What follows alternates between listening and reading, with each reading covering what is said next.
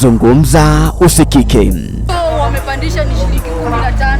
Hata choo yenyewe ilifungwa juu mwenyewe anajua. Kila siku ya wiki Jumatatu hadi Ijumaa jioni kuanzia saa 1 hadi saa 1:30. Paza sauti yako kwenye kipindi Sauti ya Mtaa.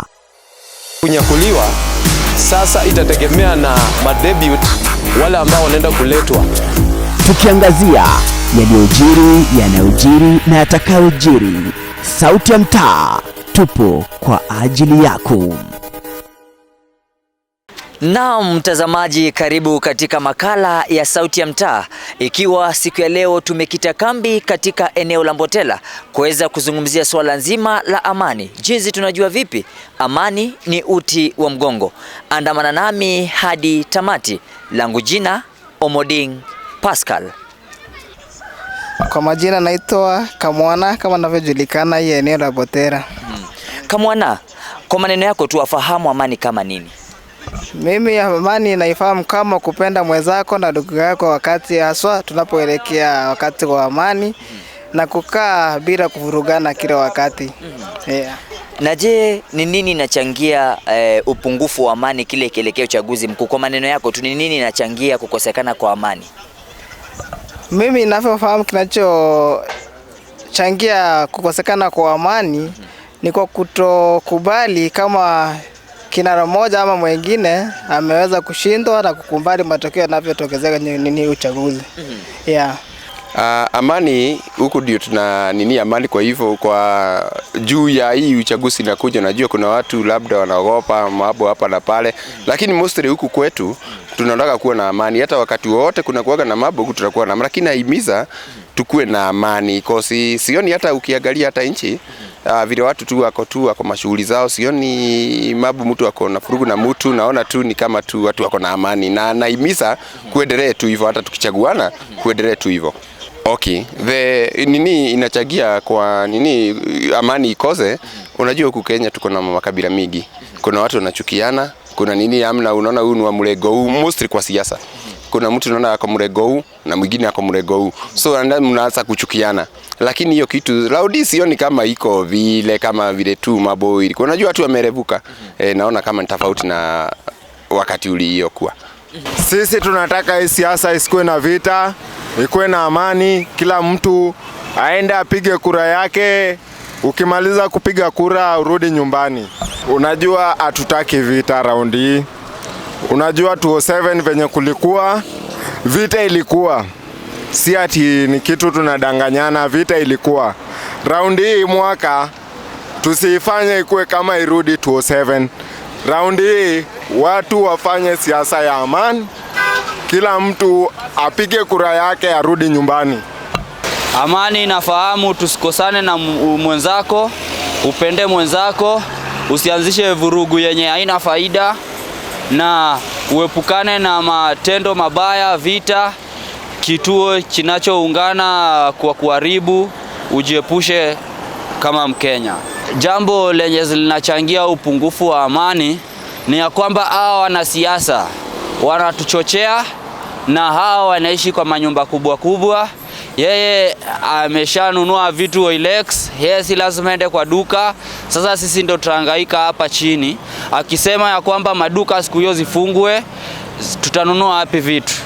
Wasifunge maduka, kazi iendelee kama kawaida. Hiyo itaonyesha hakuna uhoga kwa society, itaonyesha hiyo ni amani, na waelewe ya kwamba hii ni kura ya siku moja ama mbili, na watu endelee biashara za kitu ya siku moja ama mbili, isifanye tuharibu mwaka mzima.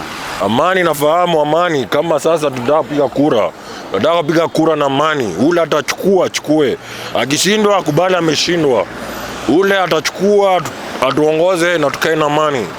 Kama mimi nauza hapa smoki, naendesha pikipiki. Sasa nataka amani na tukae na amani. Ule atachukua achukue, ule atashindwa aelekee nyumbani. Na tukae na amani. Bora tukae na amani. Nafahamu amani kama kuishi kiundugu, kiujirani wema. Yaani tuishi ni kama sisi wote ni wa mama moja. Haswa ni wanasiasa wakati ambao wanachochea vijana kuvuruga amani, which is not good. Amani ni kule kuishi pamoja bila vita, bila mkwaruzano hapa na kule. Na amani ni wakati tunakuwa na ile nafasi ya kufanya biashara na kuishi kwa umoja.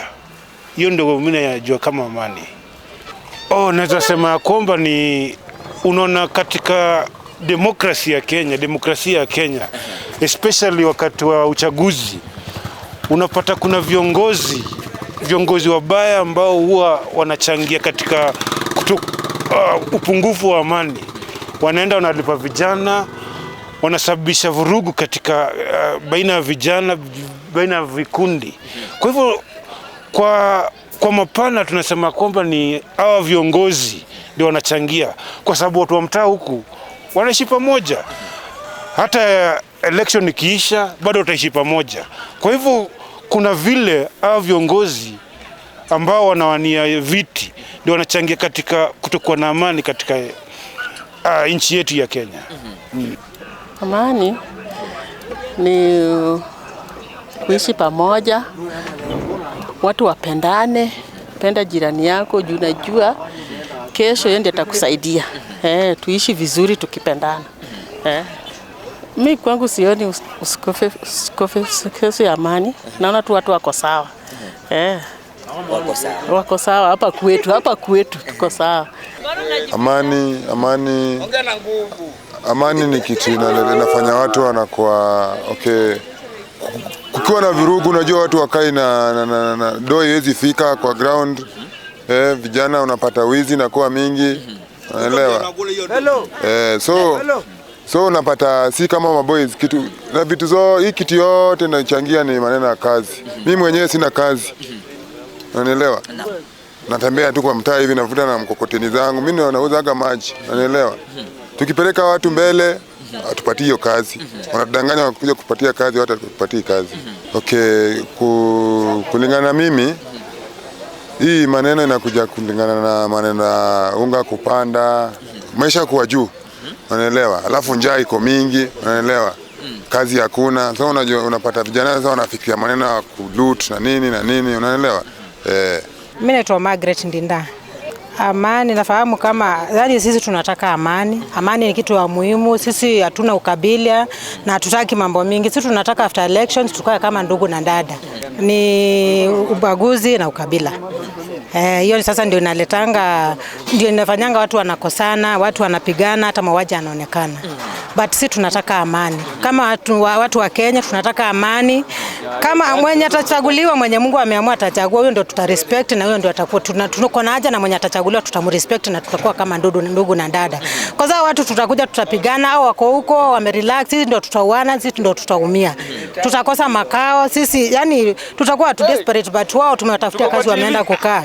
Si unaona? Sasa sisi tunafaa sisi wenyewe tujue maana ya kuwa na imani, tukue kama ndugu na dada, tushikane, mwenye atachaguliwa tumrespect na tukae kwa amani.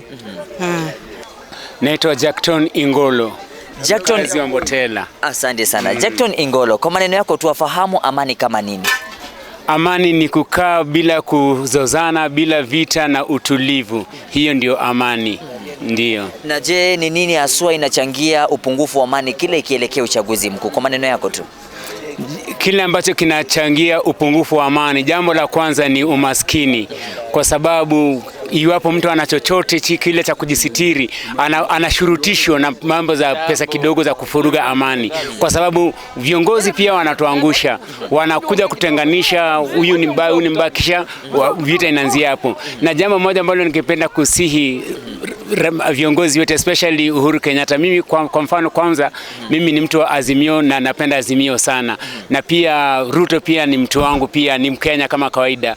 Jambo ambalo ningependa wao wawili waache kuchangia mambo ambayo yatakayochochea ghasia katika nchi ya Kenya, kwa sababu mimi ni mtu Azimio na nitampigia yeye Azimio kura, na singependa kuona watu wakifurugana kwa sababu ya jambo moja ama lingine, ila wao viongozi waongee mambo ambayo yatatuleta karibu, apige kampeni zao kwa amani na tupige kura kwa amani, kisha tuendelee. Ni siku moja peke yake na inaweza fanya tukatatizika sana. Unajua wakati kuna amani, sisi wa chini ndio sisi watu tunaumia zaidi, kwa sababu kupata hata chakula cha siku ni shida. Lakini wao wakubwa wako na hela za kutosha hata kununua mwaka mzima, sisi tabaki tukiumia. Kwa hivyo tusikubali kutumiwa sisi kama Wakenya, na tusikubali kuchagua ama kufuata maneno ambayo yatatutenganisha na kutufanya tukose amani. Amani ni kitu ya maana sana. Juu sasa tumekuwa tukiishi pamoja, hata kukichaguliwa nani ama nani tutie amani. Juu jirani Kenya familia ni mbili, matajiri na maskini. Sasa hao jioni ikifika wanakuaga pamoja, hao wakubwa jioni wanakuaga pamoja, sisi jioni tunabaki pamoja. Jirani yako kwako ukikuchomeka ndiye atakuzimia moto. Ule mkubwa hata kama ni wenu, ni kabila yako, hawezi kukusaidia chochote. Akubali sana na wewe. Watu wanasiasa ndio wanatuchochea. Amani ni ile kuwa na umoja, kushirikiana ili kuendelea mbele pasipokuwa na vurugu. Yeah. Na je, ni nini haswa inachangia upungufu wa amani kile kielekea uchaguzi mkuu katika taifa? Nadhani tu ni mambo ya uchochezi kidogo kidogo hapa na pale, kutokana tuna wakubwa. Kwa maana wakubwa wanaposemezana kule juu, sisi hapa chini ndio tunaanza kupigana vita bila kujaliana. Lakini wao kule ni kuongea tu. Sisi inafaa kutufahamu kitu tunafaa kufahamu ni kwamba hiyo tu ni siasa. Siasa wanaweza tumia mbinu yoyote ili mtu aweze kujiuza sera zake, lakini baadaye mtu anatamka mbaya, lakini baadaye wanapatana, wanakunywa chai pamoja, wanakaa pamoja. Sisi pia tusikuje tukafuata ile mambo yao, tukaanza kuvutana vile kulingana na vile wanavyoongea. Ni umoja tu tunapotaka, tukae kiumoja taratibu.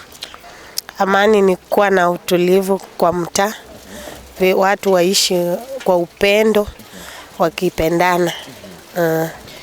Ni vijana vile wanapewa vitu vibaya, wanakunywa kama pombe, alafu wanaanza kurushana maneno, wengine wanarushia wengine mawe, wengine wanatusi wengine, alafu tena vyama tena vinaleta tena upotevu wa kuwa na amani katika mtaa.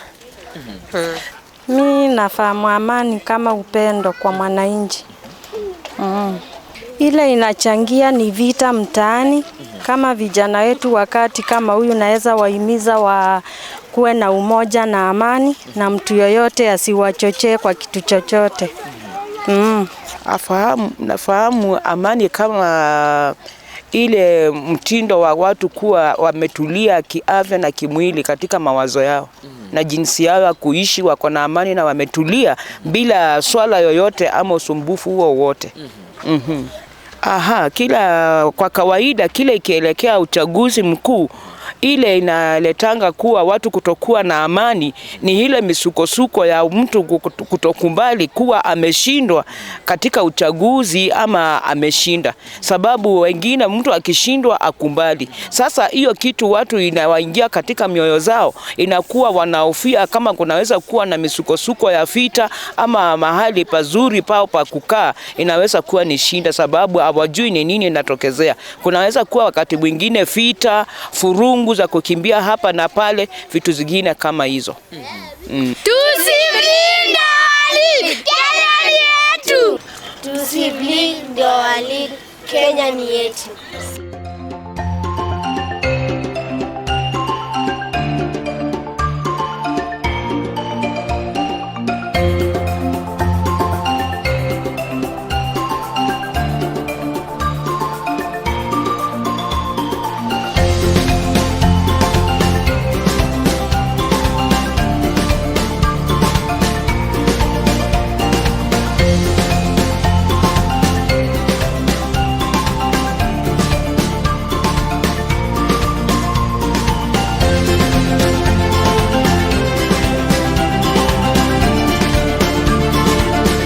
Ni mizo gani unaweza ambia vijana pale nje wanaokutazama, kwa sababu vijana wanatumika pakubwa sana katika kuvuruga amani? Hao vijana, kitu naweza kuambia kwamba wakae kama mandugu na madada. Sasa kwa sababu kwamba hapa unaweza kuta kwamba vijana wanaanza kuvurugana kwa sababu tu wamepewa shilingi 200 au shilingi 100, wanaenda kuvurugana, wanapigana bure bilashi kwa ajili tu ya hata kura, sisi tunapopiga kura, sisi wenyewe tunapiga kura, lakini tunajua waamuzi ni hiyo wa IEBC ndio waamuzi wakuu. Wao ndio wataamua, wao ndio wanajua kuko namna gani. Sisi wenyewe hatuwezi hesabu kura. Wao ndio waamuzi. Wanapoamua hivyo vile wataamua ndivyo tutakavyofuata na tukubali pia sisi.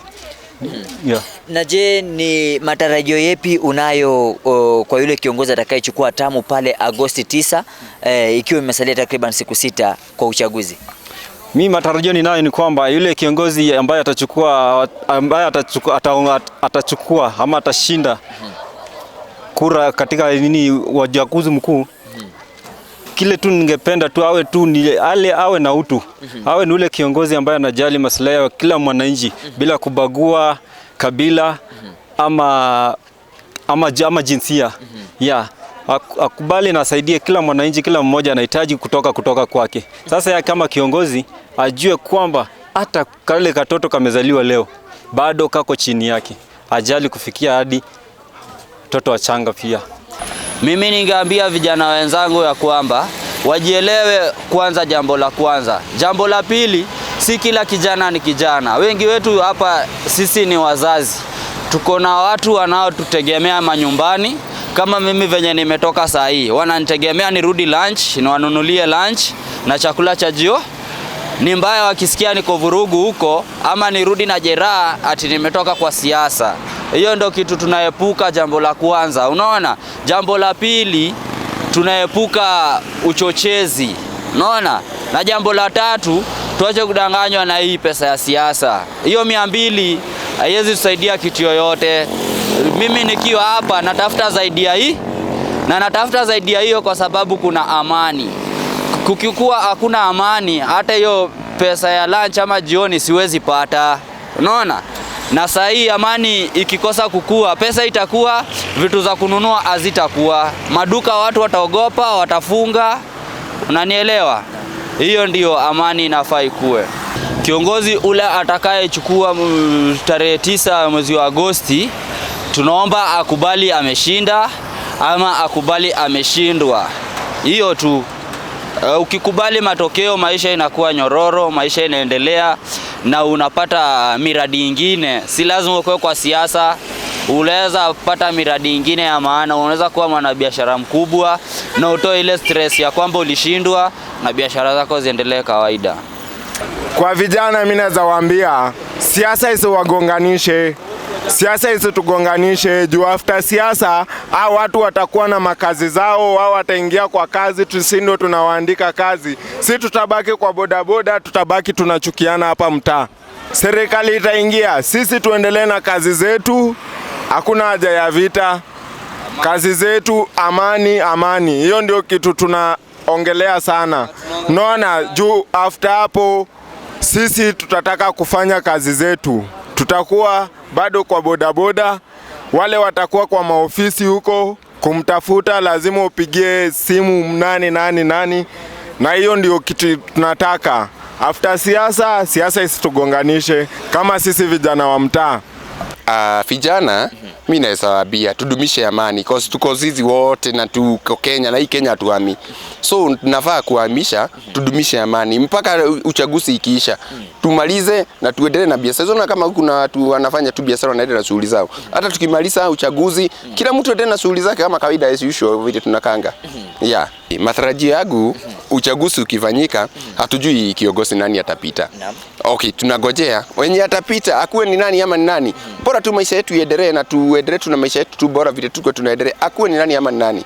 Maisha yetu tu bora iendelee kwa sababu hatujui nani, hiyo ni ya Mungu. Yeah, matarajio yetu ni hiyo, lakini yule kiongozi ataongoza akipita, ule mwenye atapita yekuwe ni yeye one.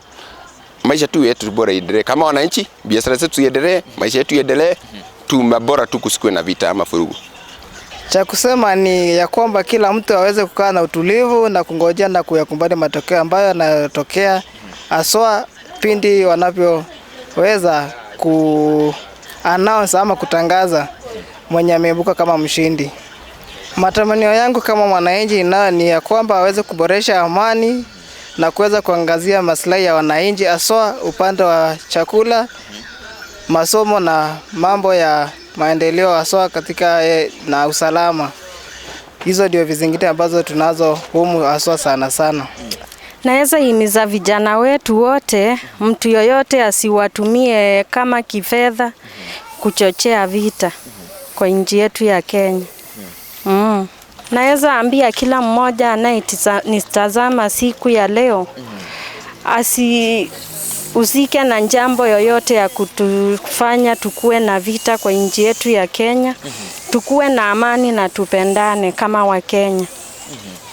Mimi chenye naweza himiza vijana wakipika kura ni kuenda kwa nyumba. Aende kwa nyumba, akae kwa nyumba, atulie kwa nyumba, akue mpole, asikue wa haraka wa hasira. Na alafu asitumie vitu mbaya mbaya hiyo siku, akae tu kwa nyumba atulie. Unajua maisha imepanda. Sasa akituletea maisha ikue at least bora. Watu wakue na cheap life, itakuwa sawa.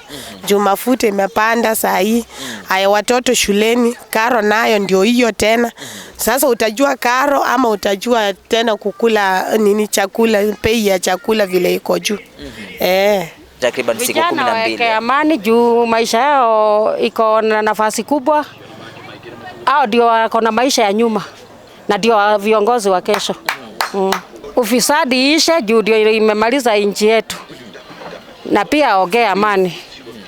Na pia watu wenye walichukua mali ya wenyewe 27 warudishie watu nyumba zao. Kuna watu walikatalia nyumba za watu 27. Waregeshe nyumba za watu. Waache kuumiza watu. Juu mtu alihaso ndio akajenga hiyo nyumba yake.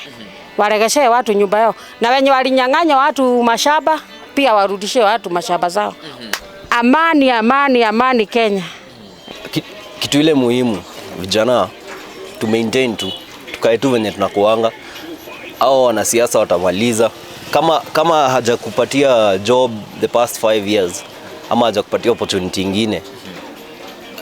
The fact that election imekaa haimaanishi ati kuna kitu itabadilika sana. So venye ulikuwa unaendelea tu na hustle yako, wewe fanya hiyo hustle yako tu hivyo. Kama uko kwenyu ama uko shule, endelea tu na shule. Juu tunahitaji every person after the election.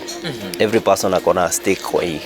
Na je, wewe tu kama kijana, uko na matarajio yapi kwa yule kiongozi atakayechukua hatamu pale Agosti 9?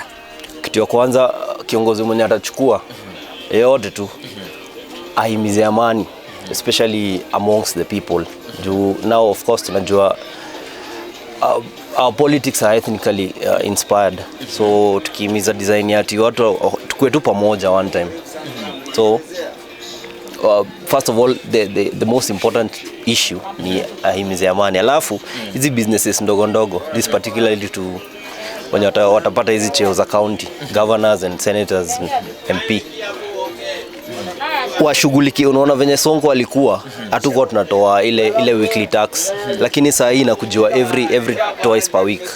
So businesses ndogo hizo differences zenye ziko ndo zinafanya hiyo business hiyo margin yenye iko ndo ilikuwa ikue profit, lakini inaenda inachukuliwa na county. Matches ni za sustain businesses na kusaidia parts zingine za cities zenye ziko down kama na huko kwa mageto. Wanaweza find alternative means za ku finance hizo activities, especially through hizo development partners ama vitu kama NMS na kusustain through reduce vitu kama corruption. Particularly unaona hata hiyo speech ya mtu kama Wajakoya anasema watu corrupt watafanywa kitu fulani, watahangiwa. Hizo measures zikitekiwa without kusema tu itakuwa inasaidia sana. Juu corruption inafanya all the way ina trickle down, ina oppress even the least fortunate. Himizo la kwanza ni kwamba hii shilingi 100 ama 200 ambao wanapatiwa waende wakazoe ghasia haitamsaidia hata miaka 5. Kwa bahati mbaya akishikwa yeko ndani haitamsaidia kutoka pale jela. Kwa bahati mbaya, na hakuna mheshimiwa ashaitoa kijana jela kwa sababu alimtuma, kwa sababu wao wenyewe wanaogopa watakuwa ndio wanashtakiwa. Kwa hivyo watakaa kando na vijana wataumia peke yao. Jambo ambalo nalowahisi ni kwamba waache vita, wakae na amani, wapige kura na wasikubali kutumiwa hata kidogo. Hii pesa ni kidogo na ni ya muda mfupi na inaisha, na maisha lazima yataendelea. Jambo lingine ambalo pia ningependa kusema ni kwamba amani, hata tukisema amani, lazima pia tuwe na haki. Haki inapatana na amani. Kwa hivyo sisi wa Kenya wanyonge tupatiwe haki yetu wakati tunapopiga kura. Yule ambaye tumemchagua kashinda apatiwe kwa njia ya haki na afaulu, ndio amani inaweza tulia. Isitoshe ufisadi pia inatumaliza. Wamepora paka sasa hata hakuna cha kupora. Sasa sisi ndio tunabaki tukiumia. Ila tunikuwasihi kwamba wajaribu vile watakavyofanya, wafunge njia za ufisadi zote na Kenya endelee na amani, itakuwa sawa. Matarajio ya kwanza ningependa sana ufisadi umalizwe. Huo ndio unatumaliza. Jambo la pili, mambo ya masomo inatutatiza sana, especially sisi wa Kenya wa chini. Tunatatizika sana kusomesha watoto. Chakula na fees zinatuhangaisha. Ningetarajia kwamba masomo kuanzia kidato, kuanzia chekechea hadi university yote iwe ni free bila malipo yote, kusudi kwamba watoto wetu waelimike. Unajua elimu ndio inatoa ujinga na inatoa umasikini. Kwa hivyo kama tunaweza pata elimu inaweza kwa vizuri. Jambo la pili, tupate maji kwa njia inayostahili na bei ya vyakula pia iweze kushuka chini, kusudi kwamba pia tuweze kujidumu na kujikimu. Kwanza kabisa vijana, mtu atafute kitu ya kufanya, acha kukaa idle. Ndio unajua kuwezi kosekana kitu mtu anaweza fanya, hata kama ni kuuza mboga, matunda, asikae mahali pamoja tu. Hiyo inachangisha hiyo kosa amani. Kitu ya pili ni pia wao kubwa wetu pia waangalie vijana. Watafutie vijana ajira kidogo kidogo kwa serikali, county government, hakuwezi kosa vibara ndogo za vijana wanaweza fanya. Kwanza kabisa natarajia kiongozi ambaye ataunganisha wananchi, ambaye ni president, ule tutachagua. Atujue siwezi sema atachagua nani, lakini Mungu atasema amechaguliwa, najua yenyewe itakuja tu.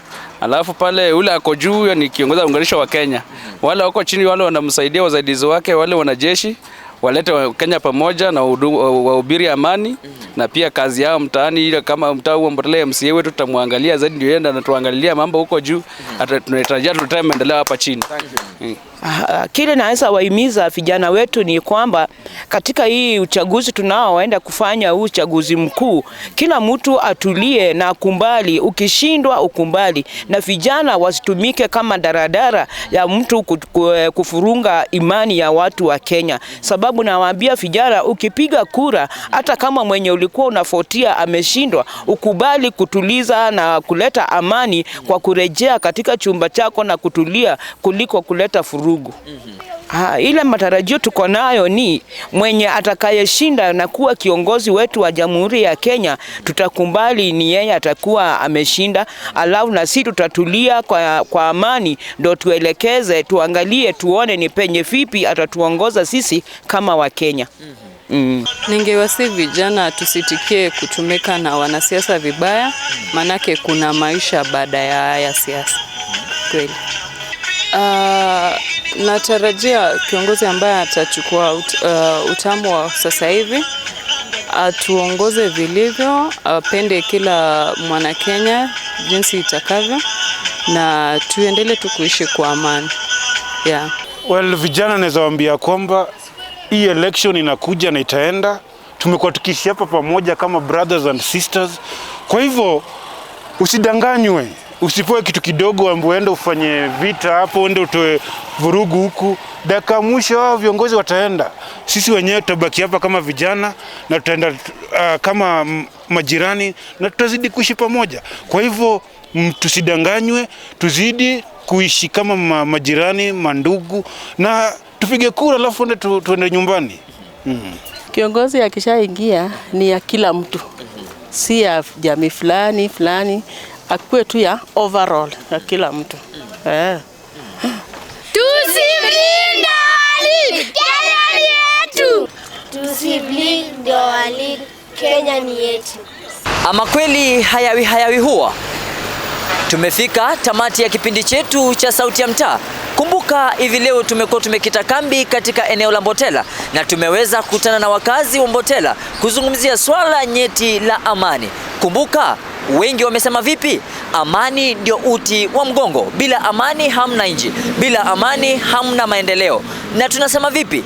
Tukiwa imesalia takriban siku chache kuingia katika uchaguzi mkuu, wamezidi kuhimiza wananchi kwa jumla waweze kudumisha amani, maana amani inaanza na wewe, ndipo sewe kwa jirani. Kumbuka vipi? Twakuhitaji wewe mtazamaji wetu kabla, wakati na baada ya uchaguzi. Tunasema vipi? Tusibleed ndio walid. Kenya ni yetu. Nimekuwa wako Omoding Pascal, Bethel Clouds TV.